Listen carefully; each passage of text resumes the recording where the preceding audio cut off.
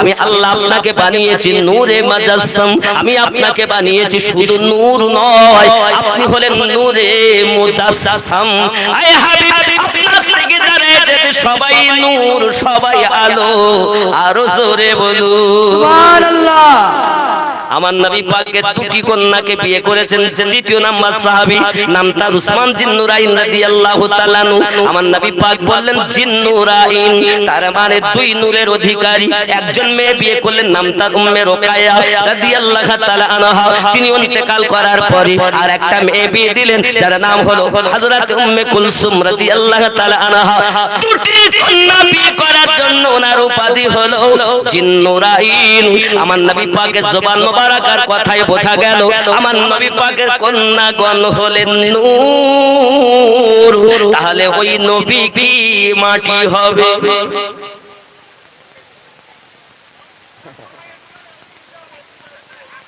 আমার আম্মা জানের জায়গা হচ্ছে না। আম্মা জান, আপনারা একটু বসেন, একটু আগিয়ে আগিয়ে বসুন, আর একজনের বসার সুযোগ করে দিন।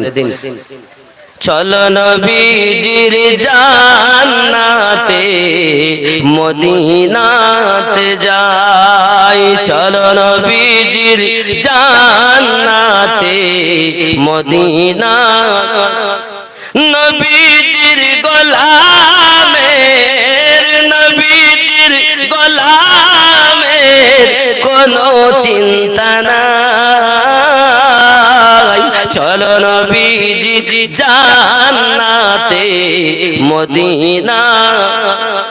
একটু মোহাব্বতে চলো নবীজির জান্নাতে মদিনা। অনেকে হয়তো বলবে মদিনায় আবার জান্নাত আছে। হ্যাঁ বাবা, মক্কায় গেলে আল্লাহর ঘর কাবা দেখতে পাবে, আর মদিনায় গেলে জান্নাতের টুকরা পাবে, যাকে বলা হয় রিয়াদুল জান্নাত। যে জায়গায় আমার রাসূলে পাক বলেন যে রিয়াদুল জান্নাতে প্রবেশ করলো, আল্লাহর দয়ার জান্নাতে ঢুকে গেল। সুবহানাল্লাহ। চলো নবীজির জান্নাতে মদিনা, আর মোহাব্বতে চলো নবীজি জান্নাতে মদিনা। কে কে যাবে মদিনায়, মদিনাতে কাঁদেন নবী উম্মতের মায়ায়। কে কে যাবে মদিনায়, মদিনাতে কাঁদেন নবী উম্মতের মায়ায়। দিন রজনী কাঁদেন তিনি, দিন রজনী কাঁদেন তিনি শুয়ে রওজায়। চলো নবীজির জান্নাতে মদিনা, আরো মোটা করে বলুন চলো নবীজি জান্নাতে।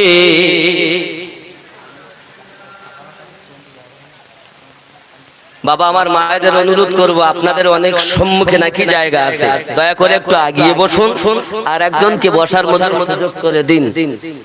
মোহাব্বতে বলুন চলো নবীজি জান্নাতে মদিনা, নবীজির গোলামের কোনো চিন্তা নাই, চলো নবীজি জান্নাতে মদিনা।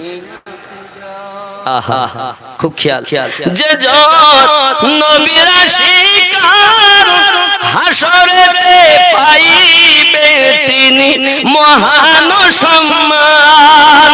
পুলসিরাত পার করিবেন, পুলসিরাত পার করিবেন নবীজির মায়ায়।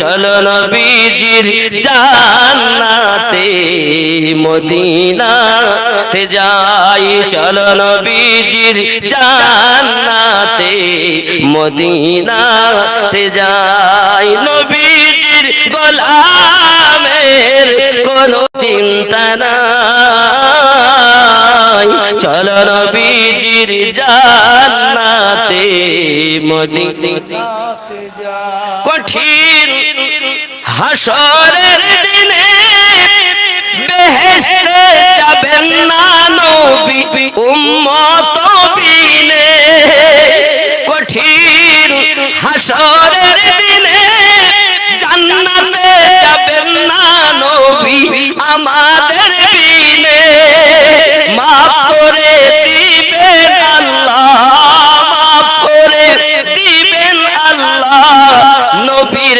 ওসিলায়। চলো নবীজির জান্নাতে মদিনা যাই, চলো নবীজির জান্নাতে মদিনাতে যাই। জোরে বলুন না সুবহানাল্লাহ। আল্লাহ আমাদেরকে মদিনার গলি দেখার মতো সুযোগ নসিব করে দিন। জোরে বলুন আমিন আমিন। আব্বা, নবীজির গোলাম হলে লাভ আছে না লস আছে? রাসূলের গোলাম যারা হয়েছে সবাই লাভবান। গাছপালা ইট পতঙ্গ যারাই হয়েছে প্রত্যেকেই লাভ। আমরা হয়তো নবীকে ভালোবাসতে জানি না বাবা, শুধুমাত্র একটি মদিনা মুনাওয়ারাতে যাবেন, মসজিদ নববীর কোণে একটি গাছ রাখা আছে, খেজুরের শুকনো কাঠ আছে। আমার দয়াল নবী একদিন উম্মতানদেরকে নিয়ে আলাপ আলোচনা ওয়াজ নসিহত করতেছেন, আলোচনা করছেন, আর কান্নার আওয়াজ মিটি মিটি কানে আসতেছে। আমার রাসূল বলেন, কে কাঁদে গো? হযরতে আবু বকর রাদিয়াল্লাহু তাআলা মসজিদ নববীর দিকে ছুটে ছুটে যাইয়া দেখে একটি খেজুরের কাঠ বাচ্চার মতো কান্না আরম্ভ করে দিয়েছে। সেই বাচ্চার মতো কান্নার আওয়াজ হয়, এসে বলতেছেন, দরুদি আপনার বিরহে ওই খেজুরের শুকনো কাঠ কান্না করতেছে। কোন কাঠ আবু বকর? যে কাঠের উপরে আপনি স্পর্শ করি এমনি করে হাত মোবারকা রেখে খুতবা দিতেন, ওয়াজ নসিহত করতেন, ওই খেজুরের কাঠটা আপনার জন্য কান্না করতেছে। আজ আপনি তাকে দূরে রেখেছেন বলে খেজুরের কাঠটা কান্না করতেছে। ওই খেজুরের কাঠ বলতে চায়, আবু বকর আমার নবী যে ওয়াজ করে আমাকে যদি স্পর্শ করে করত আমার নসিব কত ভালো হতো। আমার রাসূল আমাকে দূরে রেখেছে বলে এই দূরত্বটুকু আমি সহ্য করতে পারি না। আমার দরদি নবী টুকটুক করে দেখে না ওই খেজুরের কাঠ, যার নাম হলো উস্তুনে হান্নানা, তার কাছে যখন গেছে বলছো, হাবিবুল্লাহ আমি দূরত্ব সহ্য করতে পারি না। প্যারা নবী, আল্লাহ পাকের কুদরতি হাত, যার পাওয়ার আছে হাতের উপরে, সেই হাতখানা যখন ওই খেজুরের শুকনো কাঠের উপরে রেখেছে, খেজুরের কাঠের কান্না বন্ধ হয়ে গেছে। সুবহানাল্লাহ। বন্ধুরে আমার, আমি বুঝাতে চাচ্ছি, যদি একটি খেজুরের কাঠ আমার রাসূলের জন্য এত পাগল হতে পারে, আমরা কি ওই নবীকে ভালোবাসতে পারি না বাবা? যারা আমার নবীকে ভালোবাসবে তারা ইহ জগতেও লাভবান হবে, পর জগতেও লাভবান হবে। আল্লাহ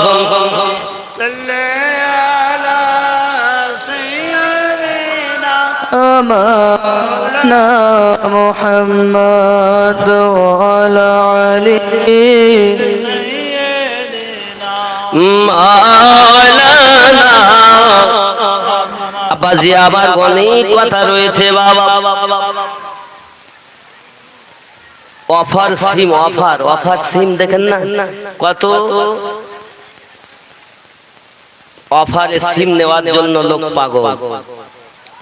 আমার আল্লাহ পাক আল্লাহ তাআলা 5টি অফার দিয়েছেন, তার মধ্যে আমাদের কাছে আগামী কাল দিবাগত রাত একটি অফার, যাকে বলা হয় শবে বরাত।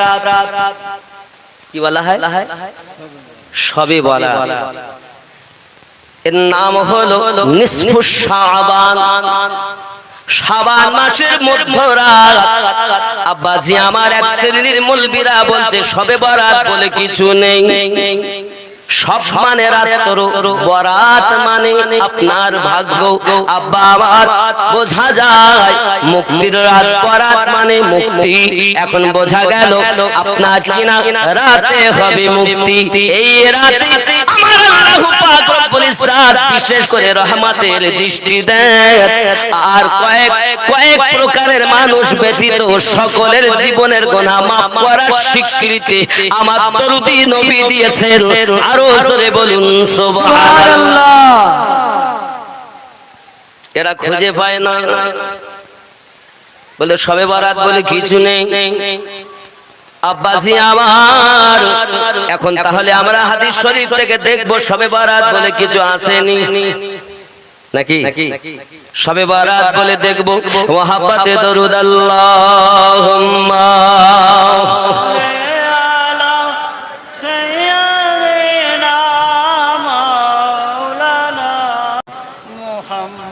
وعلى آل سيدنا محمد صلوا على محمد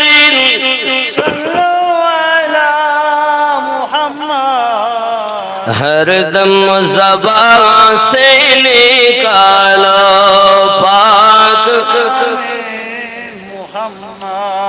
عن معاذ بن جبل عن النبي صلى الله عليه وسلم قال يطلع الله إلى جميع خلقه ليلة النصف من شعبان فيغفر لجميع خلقه إلا للمشركين أو مشاهين.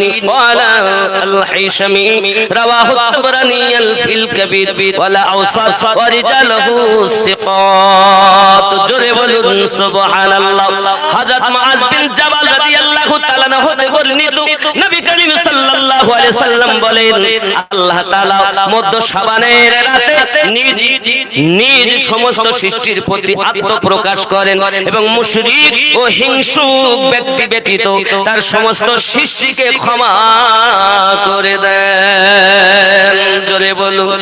ইমাম হায়সামি বলেন হাদিসটি সহিহ সনদে বর্ণিত। আরো জোরে বলুন সুবহানাল্লাহ। আব্বাজি আমার, হাদিসটি কোথায় আছে খুব ভালো করে বুঝুন।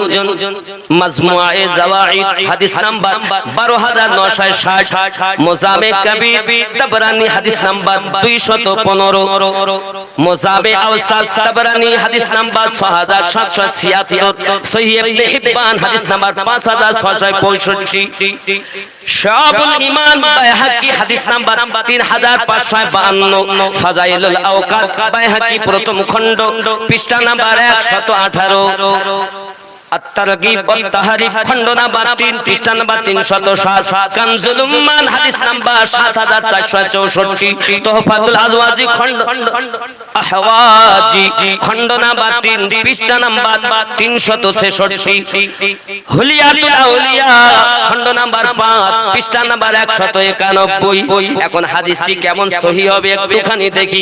ইমাম মুনাজিরি বলেন রাওয়াহু তাবরানী ওয়া ইবনে হিব্বান ফি সহিহ। হাজরে কোন সুবহানাল্লাহ।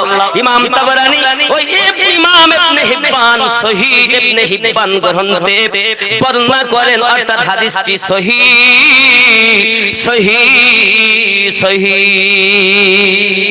সুবহানাল্লাহ।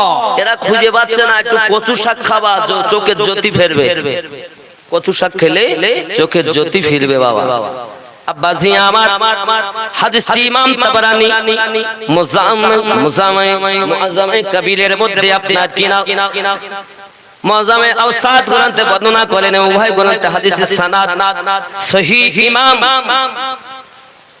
ইমাম জুরকানি শারহুল জুরকানি আলাল মাওয়াহিদ গ্রন্থে বলেন فإن حديث معاذ هذا حسن, নিশ্চয় হযরত মুআয রাদিয়াল্লাহু তাআলা এই হাদিসটি হাসান বলেছেন। আরো জোরে বলুন।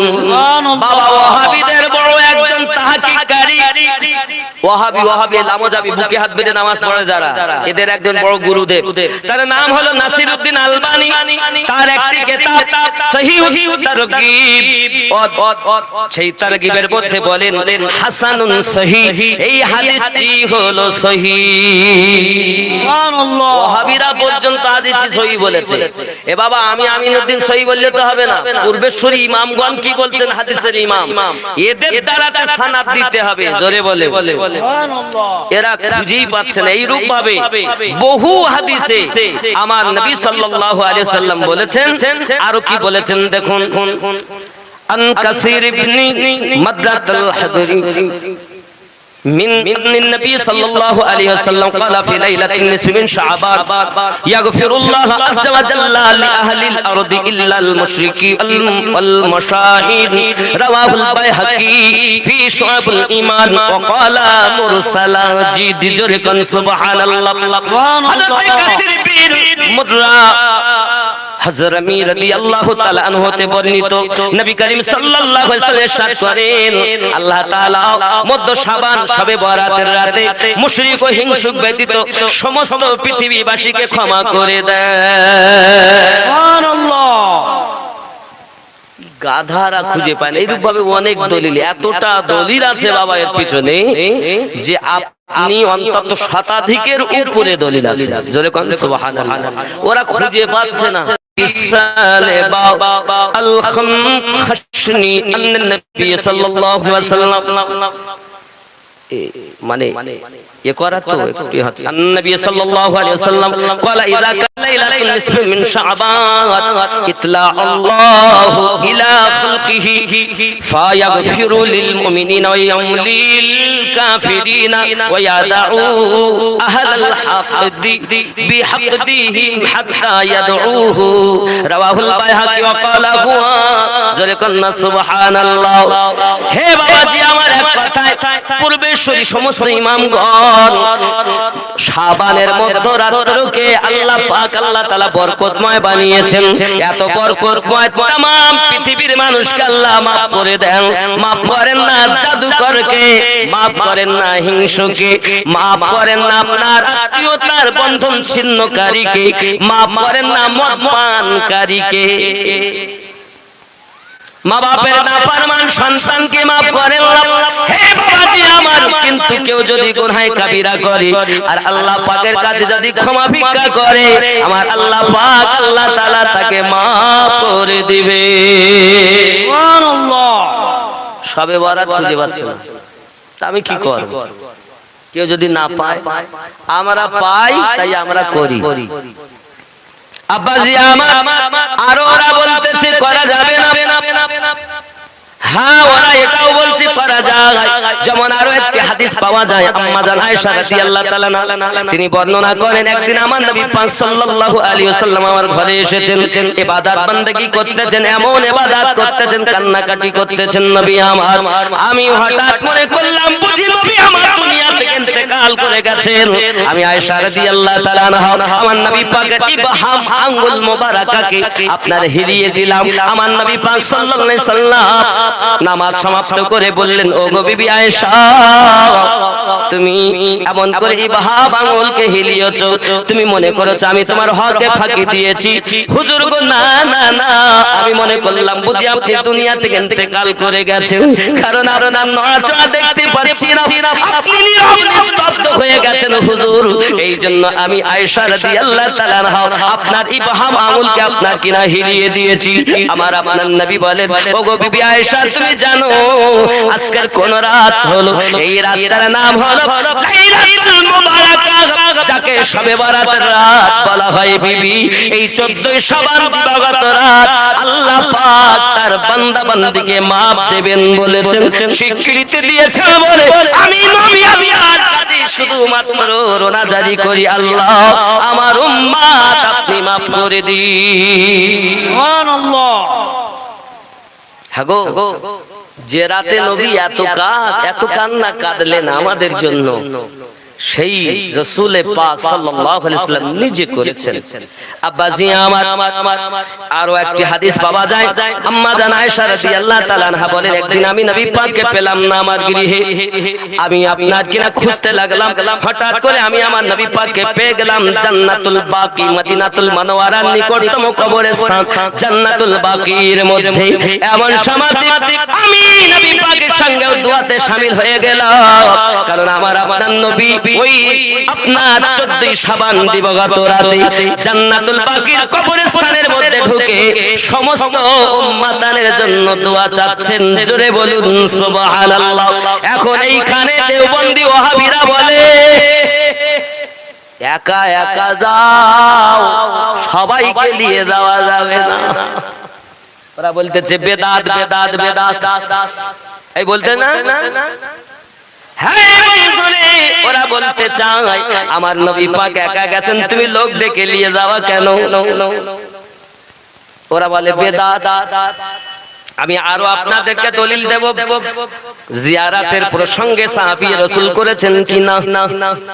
ওরা তো জিয়ারাতকে মানতেই চায় না বাবা। সোনামারি আমার পৃথিবীর জমিনে তারা বলতে চায় বেদাত। বেদাত মানে নতুন আবিষ্কৃত।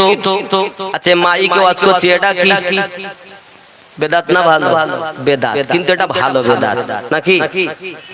এটা ভালো বেদাত। টেনে চাপা কি বলছেন নবী পাক যা করেছেন তার বেশি করা যাবে না। তার মানে ও মনে হয় সাইকেল চালায় না, মোটর সাইকেলও চালায় না, এখনকার সময় জামা গায়েও দেয় না। বাবা তখনকার সময় এই খতমে বুখারী হতো না, তোমরা করো কেন? এটাও তো বেদাত। খতমে বুখারী হয় না? এত বড় গাধা যে নবী পাক যা করেছেন তার বাড়তি করে না, তুমি করো কেন গো? তোমার কোন হাদিসে পেয়েছো যে খতমে বুখারী করতে? তুমি হাদিস থেকে দেখাও খতমে বুখারী হবে। বুখারীর তো জন্মই হয়নি তখন, ঠিক কি না বল? বাবজি আমার কোরআন শরীফের জিলদ লাগানো হয় তখন ছিল না, কিন্তু আমরাও জানি এটা বেদাত, কিন্তু ভালো ভালো বেদাত নেকির কাজ। জিয়ারত করি আমরা, আর এক ভাইকে সাথে করে নিয়ে যাই, আব্বাকে নিয়ে যাই, চাচাকে নিয়ে যাই, দাদুকে নিয়ে যাই। এই কারণে কবর জিয়ারত বেশি বেশি করে আমার নবী পাক করতে বলেছিল। কবর জিয়ারত করলে মনের পরিবর্তন ঘটে যায়, আর পৃথিবীর জমিনে যারা কবর জিয়ারত করে তারা মুস্তাহাব সওয়াবের অধিকারী হয়। আল্লাহ পাক আল্লাহ তাআলা তার দোয়া যদি কবুল করে, মৃত ব্যক্তি কবরে আযাব থেকে নেজাত পেয়ে যায়। জিয়ারত করা খারাপ কাজ? কথা বলেন না, এদের কাছে খারাপ। আব্বাজি আমার এখন জিয়ারত করব আমরা, এখন চলুন না কেন আমার নবী সাল্লাল্লাহু আলাইহি ওয়াসাল্লাম তিনিও জিয়ারত করেছেন। বাবাজি আমার আমরা করলে যত দোষ, বাবা আমার নবী পাক সাল্লাল্লাহু আলাইহি ওয়াসাল্লাম নিজে জিয়ারত করছেন। قال النبي واجمعوا على ان زيارتها سنة لهم। ইমাম নববী বলেছেন উম্মতের ইজমা হয়েছে যে কবর জিয়ারত করা সুন্নাত। জোরে বলুন সুবহানাল্লাহ। ইমাম জালালউদ্দিন সিউতির কথা বলছি, যিনি ইমাম জালালউদ্দিন সিউতি রাহমাতুল্লাহ আলাইহি 75 বারের বেশি আমার নবীকে দিদার করেছে। সুবহানাল্লাহ। আরে চোর যারা বলতে যারা একবারও নবী দেখিনি। ইমাম জালালউদ্দিন সিউতি রাহমাতুল্লাহ আলাইহি বলছেন, বাবাজি আমার ইমাম সিউতি শারহে সুন্নাহ ইবনে মাজাহ প্রথম খণ্ড 113 পৃষ্ঠাতে, জাহিরাতুল ওকাবি 20তম খণ্ড 25 পৃষ্ঠায়, ইমাম মোল্লা আলী কারি মেরকাত শারহে মেশকাতের 4র্থ খণ্ড 1255 পৃষ্ঠায়। জোরে কোন সুবহানাল্লাহ। সহিহ হাদিসের আলোকে কবর জিয়ারত। عن ابن بريدة عن أبي قال قال رسول الله صلى الله عليه وسلم نهيتكم عن زيارة القبور فزورها فإن زيارتها تذكر। জোরে বলুন সুবহানাল্লাহ। হযরত ইবনে বুরাইদা রাদিয়াল্লাহু তাআলা তার পিতা সূত্রে বর্ণনা করেন, তিনি বলেন রাসূল পাক সাল্লাল্লাহু আলাইহি সাল্লাম বলেছেন, ইতিপূর্বে আমি তোমাদেরকে কবর জিয়ারত নিষেধ করেছিলাম, এখন থেকে কবর জিয়ারত করো, কেননা জিয়ারতের মাধ্যমে পরকালের কথা স্মরণ হয়। আর জোরে বলুন। মুসনাদে ইবনে জাদ হাদিস নাম্বার 1989, মুসনাদে আহমদ হাদিস নাম্বার 22958, সহিহ মুসলিম শরীফ হাদিস নাম্বার 2305, সুনানে আবি দাউদ হাদিস নাম্বার আপনার কিনা 3235, মুসনাদে বাজ্জার হাদিস নাম্বার 4435, ইমাম নাসাই সুনানে কুবরা হাদিস নাম্বার 2171, সুনানে নাসাই হাদিস নাম্বার 2032, আল মুনতাকা হাদিস নাম্বার 863, সহিহ ইবনে হিব্বান হাদিস নাম্বার 5391, ইমাম তাবারানী মুজামুল আওসাত হাদিস নাম্বার 2966, ইমাম তাবারানী মুজামুল কবির হাদিস নাম্বার 1152, ইমাম তাবারানী মুসনাদে শামিল হাদিস নাম্বার 2442, ইমাম আবু নাসাই হিলিয়াতুল আউলিয়া খণ্ড নাম্বার, হে বাবা, খণ্ড নাম্বার 7 পৃষ্ঠা নাম্বার 367, ইমাম বাইহাকী শুআবুল ঈমান নাম্বার 8848, ইমাম বাগাবী শানে সুন্নাহ হাদিস নাম্বার 1553, মুসান্নাফ আব্দুর রাজ্জাক হাদিস নাম্বার 6708, ইমাম বাইহাকী মারিফাতুস সুনানি আল আসার হাদিস নাম্বার 17414, ইমাম বাইহাকী সুনানে কুবরা হাদিস নাম্বার 17886। সো বাবাজি আমার জোরে কোন সুবহানাল্লাহ। ফুজুরুহা, তোমরা করো। এই ফুজুরুহা এতটা বর্ণনায় নবী পাক বলেন, আমি আগে জিয়ারত করতে মানা করেছিলাম, এখন সবাইকে বলছি তোমরা ফুজুরুহা, সবাই জিয়ারত করো। আর ওরা কানা খুঁজে পাচ্ছে না, বলতে একা একা যাও। এই রূপ ভাবে বহু দলই আছে। আমার রাসূল নিজে তার আব্বা জানের রওজা জিয়ারত করতে গিয়ে আম্মা জানকে হারিয়েছেন। অনেকবার আমার দরুদি নবী আব্বা আম্মা রওজা জিয়ারত করতে গেছে। সুবহানাল্লাহ। জিয়ারত করা আমরা এটা এইজন্য যাও সুন্নাত, আর সবাই মিলে যাওয়া মুস্তাহাব। আরো জোরে বলে সুবহানাল্লাহ, আরো জোরে বলে সুবহানাল্লাহ। তাহলে যারা মুস্তাহাব ভালো কাজ থেকে আমাদেরকে বাধা দেয়, এরা কোন দলের মানুষ হবে আপনি নিজেই হিসাব করুন। কথা বুঝতে বহু বাবা বহু প্রমাণ। বিগত দিনে কেউ একজন বলেছে, কোন একজন বলবি সবে বরাত নাই, তো কানা কচু শাক খেলে খুঁজে পাবে, ওকে খুব অচিরেই ইনশাআল্লাহ তাআলা ধরা হবে। হয় বুঝিয়ে দাও, নইলে বুঝে যাও, ঠিক কি না বলে? এ বাবাজি আমার, তারপরে কি অনেক কথা। আমার নবী পাক সাল্লাল্লাহু আলাইহি সাল্লাম কে আল্লাহ পাক গায়েবের খবর দেন, বলছে না? এই কত বড় পাগল বাবা। গায়েব দুই ভাগে বিভক্ত, এক হলো নিজস্ব জ্ঞান আর একটা প্রদান করা জ্ঞান। আপনারা হয়তো মনে করবেন হুজুর এরকম বলতেছেন কেন, আমরা সাধারণ মানুষ কি বুঝি? আজ এই ইউটিউবের যুগ। হে বাবা, আমার এই কথা তামাম দুনিয়া হতে পারে কি না? কথা বলেন, আমরা তো সুন্নি নাকি না? আমরা ওয়াহাবি। তাহলে আমরা যদি সুন্নি হই তো সুন্নির কথা আমরা বলবো, ওয়াহাবির কথা আমরা বলবো? ওয়াহাবিকে তো আমরা দলই গণ্য করি না। এজন্য একটা মশলা বলে দিই, রাগ করছেন আমার কথায়? আমি ইনশাআল্লাহ তাআলা আপনাদেরকে একটা ছোট করে একটা জীবনীর দিকে এগিয়ে যাব, কিন্তু আর 10টা মিনিট সময় দেন। আমি গায়েবটা একটু অদৃশ্যের জ্ঞানটা একটুখানি পরিষ্কার করে নিই, ঘটনাটা বলবো। রাগ হচ্ছে আমার কথায়? একটি লোক নামাজ পড়তে এসেছে, আর এদিকে মসজিদে আপনারা মনে করেন মঙ্গলাটি মসজিদে জামাত চলছে, আমাদের মাওলানা হাসানুজ্জামান দাদা আমার নামাজ পড়াচ্ছেন। এখন আপনাদের উযুখানা আছে, আর মনে করেন আমি গেছি নামাজ পড়তে। এখন আমাদের মাওলানা সাহেব উদাহরণ, কিন্তু বাস্তব মনে করবেন যে মনে হয় এটা এক্সাম্পল দিচ্ছি বোঝার জন্য। এখন দাদা নামাজ পড়াতে গিয়ে যে কোনো সূরার একটি জায়গায় ত্রুটি করছে, আর আমি কিন্তু কানে শুনতে পাচ্ছি মাগরিবের নামাজ। এবার আমি ওখান থেকে আমি বলে দিচ্ছি, বুঝতে পেরেছেন? ওখান থেকে আমি বলে দিলাম। আর আমার ওই বলে দেওয়া লুকমাটা দাদা নিয়ে নামাজ পড়ালেন। নামাজ হবে না হবে না? কথা বলেন না কেন? উনি ভুল করছিলেন, আমি উজুখানা থেকে বলে দিলাম যে এই, আর উনি সেটাই বলে আবার ওটা সম্পূর্ণ করলেন। নামাজ হবে কি হবে না? কথা বলে হবে না। আপনি হয়তো এবার বলবেন কেন হুজুর হবে না? ভুলকে ঠিক করে দিলেন তাও হবে না। এই কারণে হবে না যে আমি জামাতের বাইরে। আমি কিসের বাইরে? জোরে বলুন, আমি কিসের বাইরে? জামাতের বাইরে।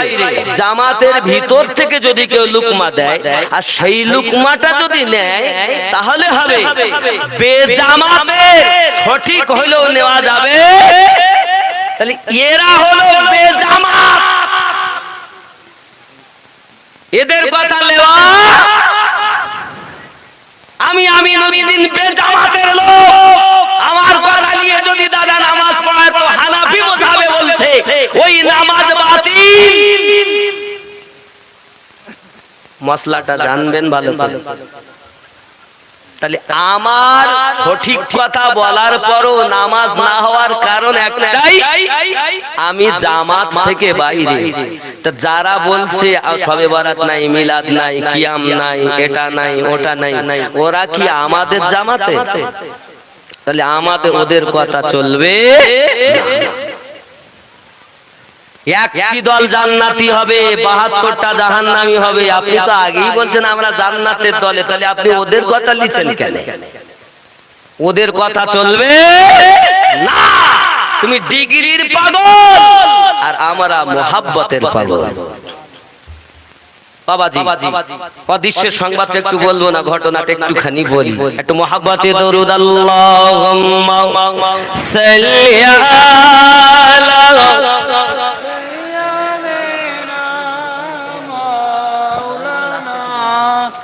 وعلى آل سيدنا مولانا محمد खुशबू खुशबू मीठा मीठा और हरि हुजूरेर नाम रोजा फुलेर बागान। जोरे बोलुन।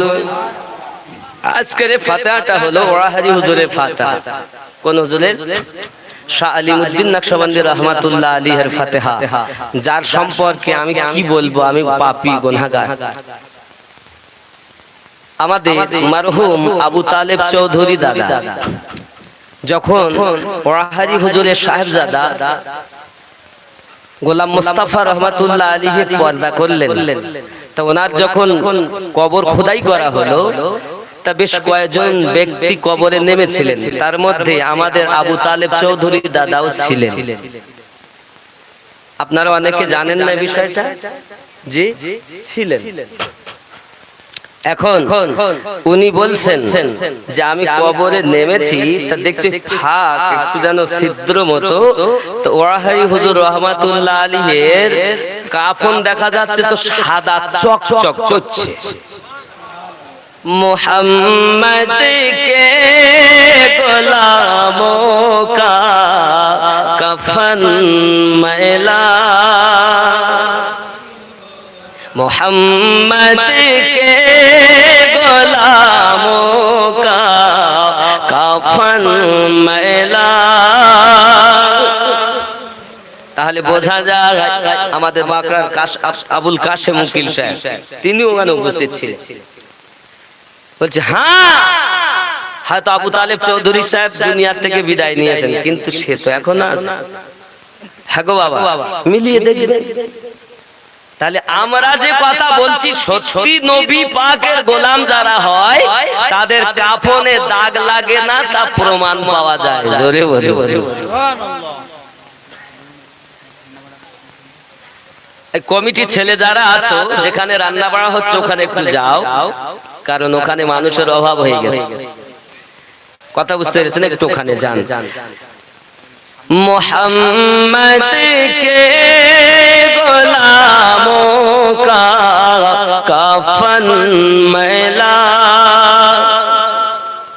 একটু মোটা করে বলুন, কাফন মেলা। বিশ্বাস সত্য না মিথ্যা, মুহাম্মদকে গোলামোं का কাফন মেলা। জোরে বলুন সুবহানাল্লাহ। বাবাজি আমার সেই হুজুরের শানে খুশবু খুশবু মিঠা মিঠা ও হরি হুজুরের নাম, রওজা ফুলের বাগান, মঙ্গল আটি অলি গলিতে কতই না ধুম ধাম, রওজা ফুলের বাগান। জোরে বলুন আল্লাহ আল্লাহ, নূর তাজাল্লা চমকায় পিয়ার গলিতে, খুল নবী হুজুরের গলিতে। আল্লাহ আল্লাহ, নূর তাজাল্লা চমকায় পিয়ার গলিতে, ও হরি হুজুরের গলিতে। বজম নুরানি রাত নুরানি,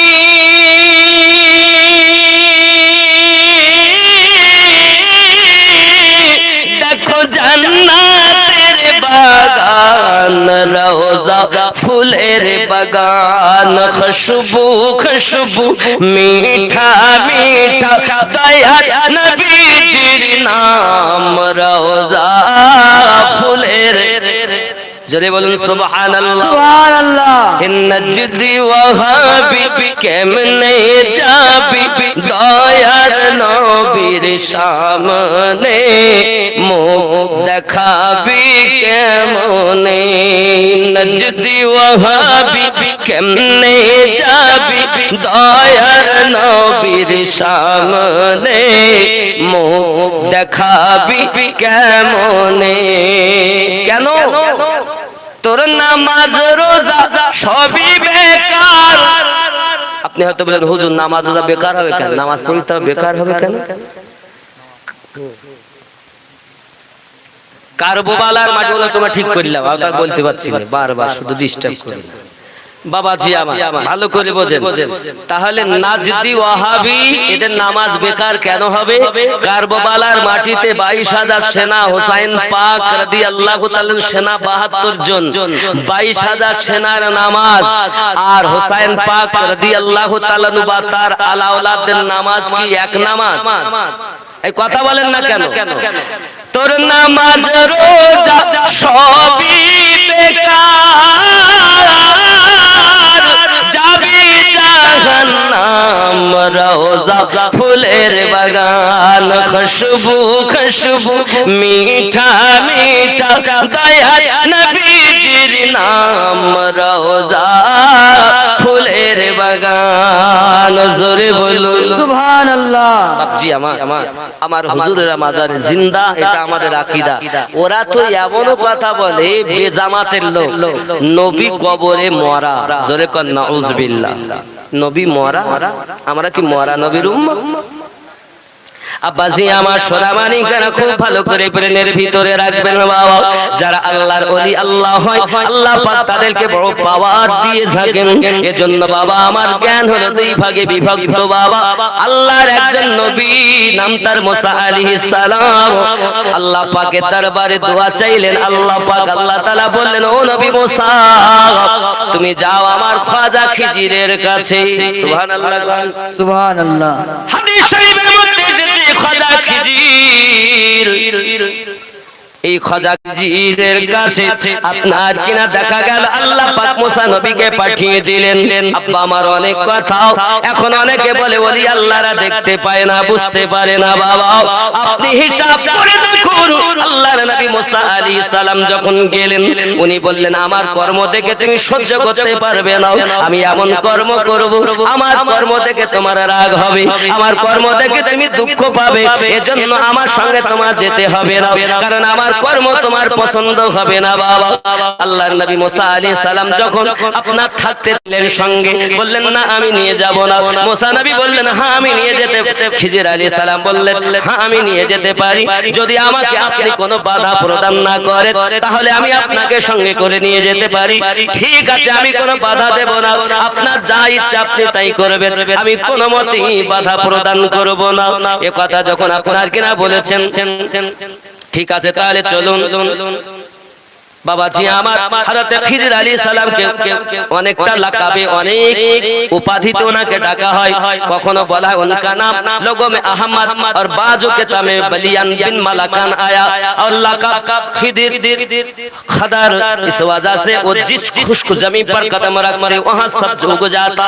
খিজির এই জন্য ওনার নাম হয়েছে, যদি কোনো শুকনো জায়গায় উনি পা রাখতেন ওনার পা রাখার সঙ্গে সঙ্গে ওই মরুভূমি সবুজ হয়ে যেত।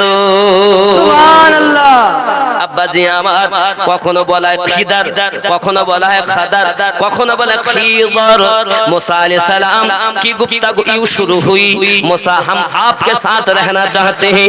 मूसा नबी बोले আমি আপনার সঙ্গে থাকতে চাই, ताकि देखें कि अपने फराइज को अल्लाह करीम ने आपके जिम्मे लगाए हैं किस तरह अदा करते हैं। आई খিদির আমি নবী मूसा আপনার সঙ্গে থাকতে চাই একটাই কারণ, আপনি আল্লাহ আপনার প্রতি যে ফরাইজ গুলো দিয়েছেন ওগুলো আপনি কিভাবে আপনার পাবন্দি করে আদায় করেন আমি দেখার জন্য আপনার সঙ্গে থাকবো। हम इल्म हासिल करने आए हैं, আর এটার জ্ঞান অর্জন করার জন্য আমি এসেছি। হুজুর मुझे कोई इनकार नहीं। খিজির আলাইহিস সালাম বললেন আমার কোনো ইনকার নাই। ইন্নাকা লান তাসতাতিআ মাইয়া সাবরা, আপনি আমার কর্ম দেখে ধৈর্য ধরতে পারবেন না। आप संगे संगे आप मेरा काम देखकर सब्र नहीं कर सकेंगे, आप सब्र भी नहीं फरमा सकते हैं जबकि आप उन कामों से मुतालिक ही नहीं। आए नबी मूसा अपनी धैर्य ধরতে পারবেন না, কারণ সেই কাজের हकीकत আপনি জানেন না। आप इंशाअल्लाह मुझे सब्र करने वाला पाएंगे। সঙ্গে সঙ্গে मूसा নবী বললেন হ্যাঁ খিজির আমি অবশ্যই ধৈর্য ধরব, আল্লাহর রহমতে ইনশাআল্লাহ আমি ধৈর্য ধারণ করব। জোরে বলুন সুবহানাল্লাহ। ঘটনাটা কেন বলছি বাবা, ঘটনাটাকে অস্বীকার করার জায়গা নেই বাবা। এখন এই ঘটনা থেকে আমি ওলি আল্লাহর কাছে আপনাদের প্রমাণ দেব, ওলি আল্লাহরা মাজারে কিছু দিতে পারেন কিনা। অনেকে বলে এখন আর মাজারে কিছু চাইও না, বলে না বলে না, এর বেঁচে যখন ছিল তখন তুমি তেল পড়িয়ে নিলে, পানি পড়িয়ে নিলে, তাবিজ নিলে, কত বিপদের কথা বললে, তাহলে এখন মারা গেছে মানে কবরেও শেষ, আর কোনো ক্ষমতা নেই, তাই তো নাকি? তাহলে তুমি তো বাবা সুন্নি হতে পারো না। আগে আমরা দেখব আমাদের আকীদাটা সত্যি আমি মিথ্যা বলছি না ঠিক বলছি। অনেকে দেখবেন বলে বেদাত শিরক, তাহলে আমি প্রত্যেকটা জিনিস আপনাদের বুঝাবো এবার আগিয়ে গিয়ে যে তাদের ক্ষমতা কেমন, তারা দেখে কেমন। এই ঘটনা থেকে আপনি প্রমাণ পাবেন ইনশাআল্লাহ তাআলা। চলুন আগে মুহাব্বতে আল্লাহুম্মা সাল্লি আলা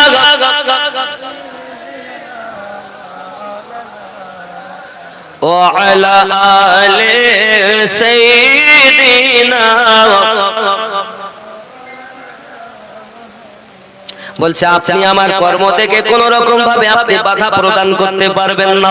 আমার যখন ইচ্ছা হবে আমি আপনাকে ওই কাজের পুরো হাকিকাত বুঝিয়ে দেব। জোরে বলুন সুবহানাল্লাহ। সুবহানাল্লাহ। মুঝে মঞ্জুর है, ঠিক আছে আমি এটা মেনে নিলাম, নেহাত খামোশি से देखता जाऊंगा और আমি চুপচাপ আপনার কর্ম দেখতে যাব। কুরআন কারীম फरमाता है फिर हजरत मूसा अलैहि सलाम हजरत खिजर अलैहि दोनों चले, यूशा वापस हो गए। बाबाजी আমার এমন সময়তে আপনার দুইজন চলতে লেগেছেন, यहाँ ठहर गए, यहाँ साथ रहे, मगर कुरान करीम ने एक दरिया आके किनारे पहुंचे, मुल्ला ने आपसे पैसे वसूल नहीं किए। बाबा আমার এমন সময় একটা দরিয়ার কিনারায় পৌঁছে গেলেন, ওই দরিয়ায় থেকে একটি নৌকা পার হয়ে ওপারে যেতে হবে। এমন সময়তে দরিয়াতে আপনার নৌকাতে উঠেছেন, নৌকাওয়ালা বললেন কি খুব আরামে তাদেরকে পার করিয়ে দিলে বাবা কিছু দূর যেতে যেতে ওই নৌকার একটা তক্তা আপনাকে না উল্টে মানে ছিদ্র করে দিয়েছেন হযরতে খাজা খিজির। বাবা আমার সবথেকে বড় আশ্চর্যের কথা ওই মালিক নৌকাওয়ালা তাদের কাছ থেকে পয়সাও নিল না। মুসা নবী চিন্তা করেন কি ব্যাপার, যে মাঝি এত ভালো বিনা পয়সা পার করে দিল, আবার তার নৌকাটা ছিদ্র করে দিল কেন? বাবাজি আমার সঙ্গে সঙ্গে উনি বললেন ইন্নাকা লা তাসতাতি'আ মাইয়া সাবরা, আপনি আমার কর্ম দেখে ধৈর্য ধরতে পারবেন না। আমি আগেই বলেছি অভিযোগ করতে পারবেন না, আপনি কেন অভিযোগ করছেন? খিজির আলাইহিস সালাম কश्ती को फाड़कर पानी का एक कतरा भी कश्ती में नहीं आया, কিন্তু আল্লাহর একজন মেহবুব হযরত খাজা খিজির যখন ওই নৌকা একটু আপনার ছিদ্র করে দিলেন, কিন্তু এত বড় আল্লাহর শান এক ফোঁটা পানি ওই নৌকার ভিতরে প্রবেশ করে না। সুবহানাল্লাহ। তুমি বলতে আল্লাহ ওয়ালাদের ক্ষমতা নেই? কোরআন প্রমাণ করছে, সহি দলিল প্রমাণ করছে আল্লাহ ওয়ালাদের ক্ষমতা দিয়েছেন মহান আল্লাহ। জোরে বলুন। আচ্ছা আপনি বলেন পানিতে যদি নৌকা চলে, এখন সেই নৌকায় যদি কেউ ছিদ্র করে দেয় তা নৌকা পানি নদীর পানি নৌকা ঢুকবে না? ঢুকবে কিনা? কিন্তু আল্লাহ কি মহিমা, ওই হাত দিয়ে উনি ভেঙে তো দিলেন তক্তা, ছিদ্র তো হলো মোটা, কিন্তু পানি ভিতরে আসে না। আমার আল্লাহ বলেন আয় খাজা খিজির ভেঙে দাও, কিন্তু তোমার কাছে যে আমি আল্লাহ পাওয়ার দিয়েছি, এই পাওয়ারের বিনিময় নৌকায় পানি প্রবেশ করবে না, কারণ জানিয়ে দিলাম আমি আল্লাহ তোমাকে, পাওয়ার দিলাম আমি তোমাকে। জোরে বলুন সুবহানাল্লাহ। আব্বাজি আমার চলুন এগিয়ে যাই, কিছু দূরে আপনার কিনা গেলেন আব্বা আমার শান বেলায়াত है, এটা হলো আল্লাহর ওলিদের বড় শান, কারণ নবুয়াত আর হবে না, বেলায়াত থাকবে, বেলায়াতের এত বড় পাওয়ার। সুবহানাল্লাহ। তুমি বেলায়াতে ওলি বলছো আর ওলির ক্ষমতা অস্বীকার করছো কেন? যারা বেলায়াতের খবর জানে না, আসল খবরকে আপনার অস্বীকার করে যায়, আসলেই তারা ওলি আল্লাহকে চেনে না। বাবা ওলি আল্লাহ যারা হবে তারা সাধারণ হবে না, ওলি আল্লাহদের প্রতি আল্লাহর দেওয়া ক্ষমতা রয়েছে, ঠিক কিনা বলে? আপনি সে যেখানকার ওলি আল্লাহ হোক, যে বিদেশেরই হোক, তাই সে ওই ইংল্যান্ডের হোক আর বাবা আজমিরের হোক আর ওই কুয়েতের হোক আর সুন্দরবন জঙ্গলের হোক, নলতা শরীফের হোক আর খুলনার হোক, ওয়াহারের হোক আর ফুরফুরার হোক আর কলকাতার হোক আর মেদিনীপুরের হোক, যে পুরের হোক না কেন, তাদের কালবে আমার আছে হুজুর, এর জন্য আল্লাহর দেওয়া ক্ষমতায় তারা ভরপুর। জোরে বলে সুবহানাল্লাহ। আপনার ধারণাটা ভুল, আপনাকে বুঝিয়েছে খারাপ,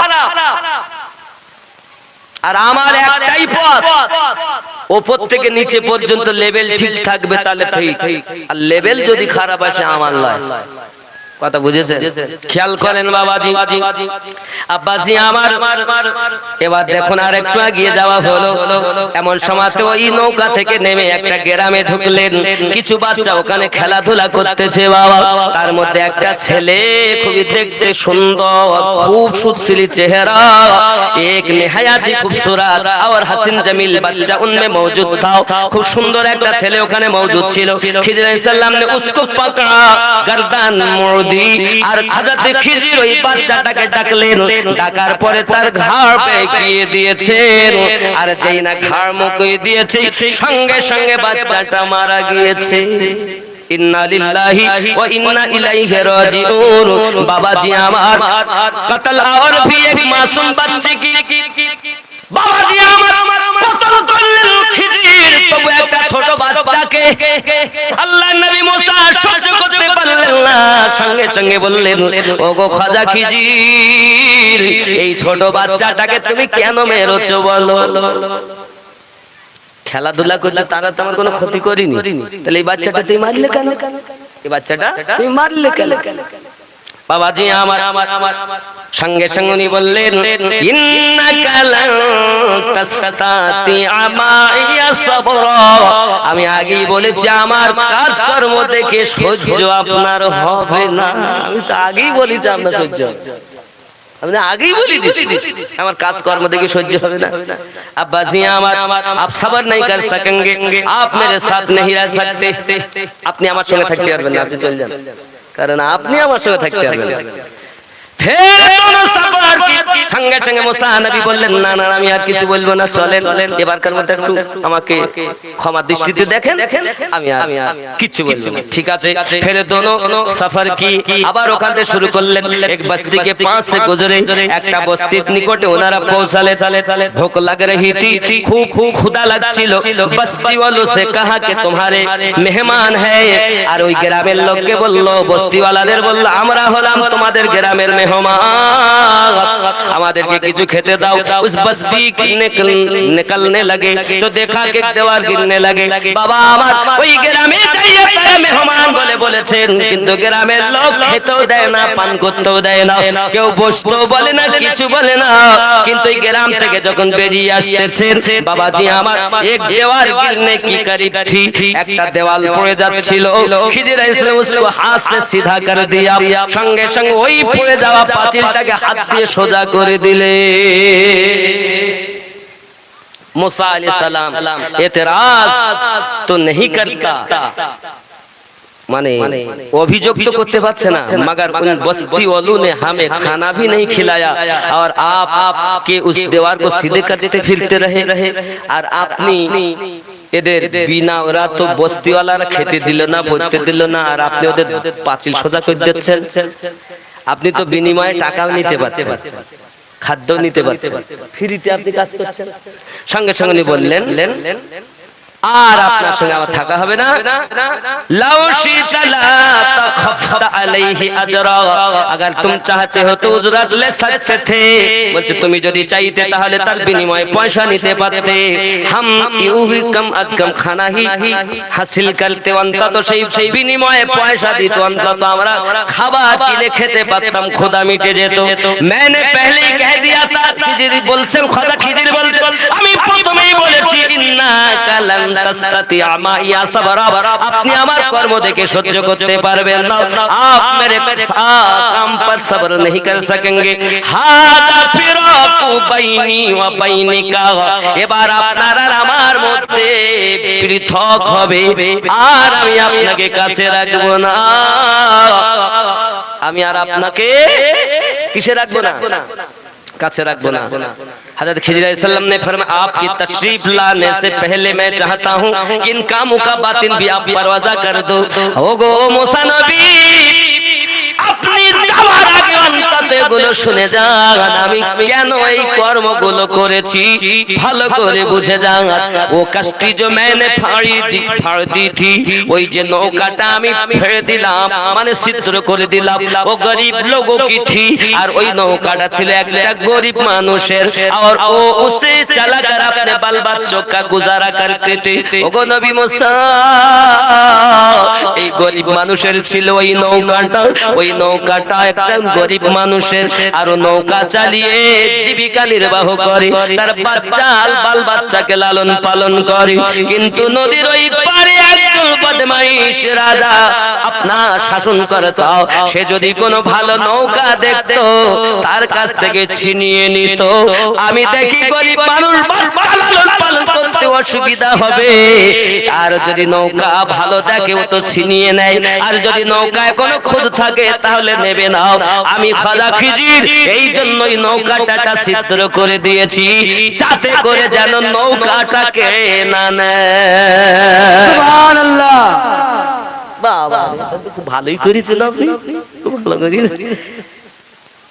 এত সময় কি বলছিলেন, তুমি ভুল করেছো, সব শেষ করে দিয়েছো, গরিব মানুষের নৌকা পয়সা নিল না, কিছু না, তার আবার ক্ষতি করেছো। এবার উনি কি বলছে দেখেন, বাবাজি আমার, উনি যখন এই কথা বললেন मैंने सोचा कि कश्ती की आयत लगा दूं যদি ওই নৌকাগুলো যদি একটু ত্রুটি থাকে তার মধ্যে তো অন্য মিসকিন लोगों की कश्ती बच जाए तो সঙ্গে সঙ্গে মিসকিন গরিব মানুষে ওদের অন্তত নৌকাটা বেঁচে যাবে बाबा जी আমার मेरी देखा दरिया के दोनों किनारों पर थी আর আমি খাজা খিজিরের চোখ এপারেও ছিল ওপারেও ছিল সুবহানাল্লাহ। তুমি ওলি আল্লাহকে নিজেদের মতো মনে করছো खेपा बंधुरे और बच्चा जो मैंने कत्ल किया था आज जो बच्चाटा मैं कत्ल करेছিলাম मैं समझता हूं कि एक मासूम बच्चा का कत्ल कितना करना जुर्म है আমি খিজির জানি ছোট একটা বাচ্চাকে কতল করা এটা বড় অপরাধ मगर यहां বাদশা और थी उस लड़के के वालिद मुमिन है কিন্তু এখানে ও নবী মুসা এখানে কারণ আলাদা ছিল ওই বাচ্চাটার আব্বা এবং माँ ছিল मोमिन और मोमिना और उस लड़के की पेशानी पर लिखा हुआ है काफिर ওগো নবী মুসা গো আমি ওই বাচ্চাটা দেখতে সুন্দর হলে কি হবে ওর কপালে লেখা আছে কাফের এই বাচ্চাটার কপালে লেখা আছে কাফের মা হলো মুমিনা বাপ হলো মুমিন আর ওই বাচ্চার কপালে লেখা আছে কাফের তাহলে বোঝা গেল আল্লাহর ওলিদের কত পাওয়ার আর কপালে কি লেখা আছে তাও তারা দেখতে পায় সুবহানাল্লাহ। আর তুমি ওলি আল্লাহ ক্ষমতা নেই তুমি তো চোর তোমার যে কি বুঝিয়ে রেখেছে আমি বললাম না অনেক হাতে নিজের পিঠটা ঠিক রেখেছে আর গুলো সব শেষ করে দিয়েছে তো যত ছদ্মবেশী সাধু হওয়া ভালো সাধু সাজা ভালো না বন্ধুরে আমার তাহলে কপালে যে কাফের লেখা আছে কেউ দেখতে পাচ্ছে না কে দেখতে পাচ্ছে খাজা খিজি জোরে বলে এই বেলায়াতের একজন তার মাদার বেলায়াতে ওলি হয় সুবহানাল্লাহ বলে আব্বাজি আমার সোনামানিকেরা খুব ভালো করে বুঝুন হে বাবাজি আমার और मैंने दीवार को सीधा कर दिया ताकि नेतिमों की এবার বললেন 3 নম্বরে আমি যে দেওয়াল সিদ্ধ করেছি পাঁচিল সিধা করেছি अगर आज दीवार गिर जाती উনি বলতেছেন দেখো जिस बस्ती वालों ने हमारी दावत से इनकार कर दिया আমরা বললাম এই গ্রামের মানুষ আমাদের দাওয়াত দাও আমরা একটু খোদার দোয়া জি খাবো কিন্তু তারা অস্বীকার করলো मैंने उनकी गिरती हुई दीवार को ठीक कर दिया था और আমি তাদের পড়ে যাওয়া পাঁচিলকে সোজা করে দিয়েছি इसका मामला अरे तार मर्म हलो एटा इस दीवार के मालिक यतीम बच्चे थे और ওই পাঁচিলের মালিক হলো এক यतीम बच्चा उनका वालिद नेक इंसान था और ওই यतीम बच्चार अब्बा बड़ नेककार मानुष ছিল उसने अपने बच्चे के लिए इस दीवार के नीचे खजाना दफन कर दिया था और সেই ব্যক্তি মরে যাওয়ার আগে তার বাচ্চাদের জন্য অনেক খাজানা এই পাঁচিলের তলায় রেখে গিয়েছে যদি ওই পাঁচিল পড়ে যেত তাহলে ওই খাজানাগুলো বেরিয়ে যেত লোকজন লুটতারাজ করে নিত এতিম বাচ্চাগুলো বঞ্চিত হয়ে যেত তাই আমি খাজা খিজির হাত দিয়ে দেওয়াল সোজা করে দিয়েছি বোঝা গেল আল্লাহর ওলিদের এত পাওয়ার মাটির নিচে কি পোতা আছে তাও দেখতে পায় সুবহানাল্লাহ। আপনি হয়তো বলবেন হুজুর আমার নবীর কি এমন পাওয়ার আছে হে যুবকরা আমার নবী সাল্লাল্লাহু আলাইহি ওয়াসাল্লামের পাওয়ার দেখুন একদিন আমার নবী চলে যাচ্ছেন রাস্তা দিয়ে সাহাবী রাসূলেরা সঙ্গে আছে হঠাৎ আমার নবী পাক বললেন সাহাবী রাসূলেরা একটা খেজুরের ডাল নিয়ে এসো একটা খেজুরের ডাল আনা হলো নবী আমার ভাঙলেন আর কবরে পুঁতে পুঁতে দিলেন কেন দিলেন আমি নবী দেখতে পাই মাটির নিচে কবরে আযাব হচ্ছে বোঝা গেল আল্লাহ আমাদের নবীকে ক্ষমতা দিয়েছেন মাটির নিচে দেখার আর ওই নবী থেকে বেলায়াত প্রাপ্ত হয়েছে এখন বেলায়াত আর নবুয়তটা একটু বুঝাবো কথা বুঝবেন আচ্ছা এই এই এই সিংহাসনে আমার একটা হাতে ছায়া দেখছেন না দেখছেন তো নাকি কথা বলেন না কেন এই ছায়া ছায়া এটা কিসের ছায়া বলেন ওই দেখেন একটা ছায়া কিসে? হাতে ছায়া। সত্য না মিথ্যা? আবার ওটা হাতের ছায়া যেমন সত্য, আচ্ছা ছায়াটা কি হাত? কথা বলে, ছায়াটা হাত নয় সেটাও তেমন সত্য। কিতাবের ভিতরে পাওয়া যায় আল বেলায়াতু জিলদুন নবুয়াত, নবুয়াতের ছায়া হলো বেলায়াত। যেমন হাতের ছায়া সত্য, আবার ছায়া হাত নয় এটা তেমন সত্য। নবুয়াতের ছায়া হলো বেলায়াত, বেলায়াত নবুয়াত নয়, তবে নবুয়াতের ছায়া বেলায়াত এটা তেমন সত্য। যেমন হাতের ছায়া সত্য, ছায়া হাত নয় এটা যেমন সত্য, নবুয়াতের ছায়া বেলায়াত এটা তেমন সত্য। তাহলে বোঝা গেল নবী পাককে আল্লাহ ক্ষমতা দিয়েছে, কবরের নিচে মাটির নিচে কি হয় নবী দেখতে পায়। আমার নবী পাগল যারা হয়েছে ওলি আল্লাহরা মাটির নিচে কি হয় তাও দেখতে পান। জোরে বলুন সুবহানাল্লাহ। হে বাবাজি, এখান থেকে আমরা 17টা সবক পেলাম। আউলিয়া কি খিদমত में हाजिर के लिए सफर करना, আর আউলিয়াদের দিদার করার জন্য সফর করা। শুধু বাবা আমার খারাপ নয়, এটা নবী মুসা নবীও করেছেন। জোরে বলুন উনসে রুহানি বাতিনি ফায়েদ হাসিল করনা, আর ওলি আল্লাহদের কাছ থেকে রুহানি ফায়েদ পাওয়া এটাও আপনার কিনা 2 নাম্বার নিয়ম। 3 নাম্বার আউলিয়া के दरबार में मुर्दा भी जिंदा हो गई, আর আউলিয়াদের কাছে মুর্দা জীবিত হয়ে গেছে। তার মানে ভাজা মাছ নিয়ে গিয়েছিল, ইউসা বিন নুন ছিল সঙ্গে। যেতে যেতে একটি জায়গায় মাছ চলে গিয়েছিল বাবা। এই ঘটনার প্রথমে এটা ছিল ইউসা বিন নুন সঙ্গে ছিল, আর ভাজা মাছ মরা মাছ জীবিত এই সুরঙ্গ পথ করে চলে গিয়েছিল। বোঝা গেল ওলি আল্লাহদের কাছে মুর্দাও জিন্দা হয়। জোরে কর। এজন্য আমার গাউসে আজম আব্দুল কাদের জিলানী রাহমাতুল্লাহ আলাইহি মুর্দাকে জীবিত করেছেন। জোরে বলেন, আরো জোরে বলুন। হে বাবা, আমাদের পীর ও মুর্শিদ হযরতে আব্দুল আজিজ নকশবন্দি রাহমাতুল্লাহ আলাইহি তিনি যখন আপনার কিনা দিল্লিতে গেছেন বাবা, ওখানে আপনার কিনা একটা বাচ্চা মারা গিয়েছে অমুসলিমদের। কাদের কাদের? অমুসলিমদের বাচ্চা মারা গেছে বাবা। এমন সমাজে সবাই বলে বাচ্চা মারা গেছে, মরে গেছে, মরে গেছে, একে আপনার পুড়িয়ে দাও। কিন্তু তার মা বাবা বলে না না না, সংবাদ পেয়েছি বাংলা থেকে একজন আল্লাহর ওলি আসবেন, নাম তার আব্দুল আজিজ রাহমাতুল্লাহ আলাইহি। জোরে বলুন। হে বাবা, ওই বাচ্চাটাকে আপনার কিনা পাতাতে জড়িয়ে রেখে দিয়েছে। 3 দিন পর যখন আমার পীর মুর্শিদ আব্দুল আজিজ নকশবন্দি রাহমাতুল্লাহ আলাইহি তিনি যখন দিল্লির সরজমিনে পৌঁছালেন বাবা, পৌঁছানোর সাথে সাথে তারা এসেছে, হুজুর আমার বাচ্চাটা মারা গেছে, 3 দিন হয়ে গেছে। হুজুর সঙ্গে সঙ্গে বলল কই কই কই, এমনি করে আপনার কিনা চোখে হাত দিলেন, হাত দিয়ে বলেন কই দেখছি না, কই ওই মরিনি তো, মরিনি তো। যেই বলেছেন মরিনি তো, বাচ্চার চোখ হিলাতে লেগেছে। আব্বাজি আমার কয়েকবার চোখের কোণিতে হাত দেওয়াতে, চোখের পাতায় হাত দেওয়াতে ওই বাচ্চা চোখ মেলে 3 দিনের মরা বাচ্চা চাইয়ে দেখেছে।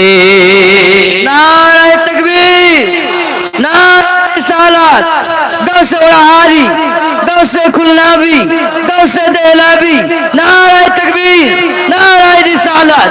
আপনি বলছেন ওলি আল্লাহর পাওয়ার নেই, আব্দুল কাদের জিলানী রাহমাতুল্লাহ আলাইহি ঈসাইরা বলেছে ঈসা নবী মুর্দা জীবিত করে, আমরা শুনেছি। কিন্তু আপনি যদি নবীর উম্মত হন, আপনি একটু মুর্দা জিন্দা করে দেখান। সঙ্গে সঙ্গে আমার গাউসে পাক বললেন কাকে জিন্দা করতে হবে? পুরাতন গোরস্থানে নিয়ে গেছে, উনি ওখানেই পুরাতন কবরের দিকে ইশারা করেছেন। সঙ্গে সঙ্গে বললেন কুম বিইজনিল্লাহ, আল্লাহর হুকুমে উঠে যাও, মুর্দা জিন্দা হয়ে যায়। 3 দিনের মরা আপনার হাতের স্পর্শে জিন্দা হয় বাবা। আমার গাউসে জামান আপনার স্পর্শে দেখা গেল মুর্দা জিন্দা। আব্দুল কাদের জিলানী রাহমাতুল্লাহ আলাইহি ইশারায় কবরের মুর্দা জিন্দা হয়। আরো জোরে বলুন সুবহানাল্লাহ। আপনি হাত বলবেন আমিন আমিন ভাই, এমন ঘটনা কি নবী পাকের আসেনি? হে বাবা, আপনার কি জানা নাই?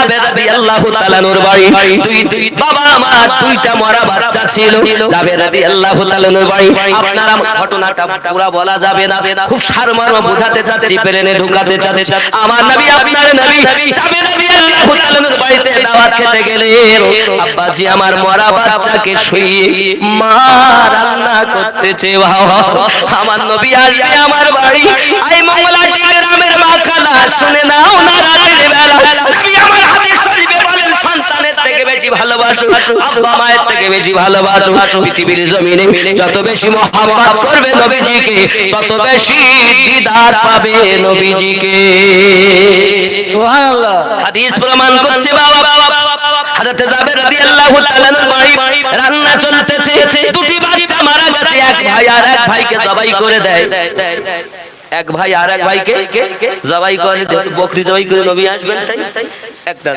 আর এক ভাই আপনার কি নাও ভয়ে পালাতে গিয়ে সেও ছাদ থেকে পড়ে মারা যায় দুটি বাচ্চা মারা বাচ্চা স্ত্রী দেখে আমার নবী আসবেন তাই আহারে বেটা গেলে আল্লাহ বেটা দিলে বেটা পাওয়া যাবে কিন্তু রাহমাতুল লিল আলামিন যদি আমার বাড়ি থেকে নাখোশ হইয়া চলে যান তাহলে আর নবী পাওয়া যাবে না আমার নবীর প্রেম অন্তরে মারা বাচ্চা ঘরের ভিতরে শুইয়ে বাবা রান্নার কাজে ব্যস্ত হয়ে গেছে জোরে বলুন সুবহানাল্লাহ আমি তোমার সন্তানের থেকে বেশি ভালোবাসো তোমার সন্তানের থেকে বেশি ভালোবাসো জীবনে দেখা যায় একজন মহিলা দ্রুত গতিতে জিহাদের ময়দানের দিকে ছুটেছে বাবা এমনি সময় দেখা যায় কেউ জানে এসে বলছে ওগো মা তুমি ছুটছো ময়দানে তোমার বাপ শহীদ হয়ে গেছে সঙ্গে সঙ্গে বলে আমাকে আমার বাপের কথা বলো না আমার নবী কেমন আছে বলো না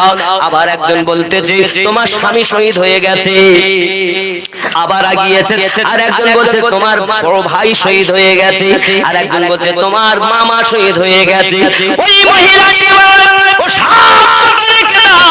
আমাকে দয়া করে বলো না আমার দয়াল নবী কেমন আছে আমি আমার বেটার কথা শুনতে চাইনি আমি আমার আব্বার কথা শুনতে চাইনি আমি আমার ভাইয়ের কথা শুনতে চাইনি আমি দরুদি নবী পাকের কথা শুনতে চেয়েছি কারণ কবরে যখন যাব কবরে আমার বাপ যাবে না আমার বেটা যাবে না আমার মামা যাবে না আমার ভাই যাবে না ওই কবরে যদি যায় রাহমাতুল লিল আলামিন আমার কবরে যাবে সুবহানাল্লাহ। ঠিক কি না বন্ধুরে আমার জনাবি আপনার আমার কবরের মধ্যে আসবে গ্রামের মানুষ ইমাম সহ সবাই আমাদেরকে নিয়ে কবরে শুইয়ে দেবেন একটা কথা বলবেন বিসমিল্লাহি ওয়া আলা মিল্লাতি রাসূলিল্লাহি আল্লাহর নামে নবী পাকের মিল্লাতে শুয়ে যাও সারা জীবন ওই নবীকে তুমি মরা বলে এসেছো আমার নবীর দলে তুমি কেমন করে শোবে বাবা নবী আমার নাকি মরা নবী নাকি আমাদের মতো মানুষ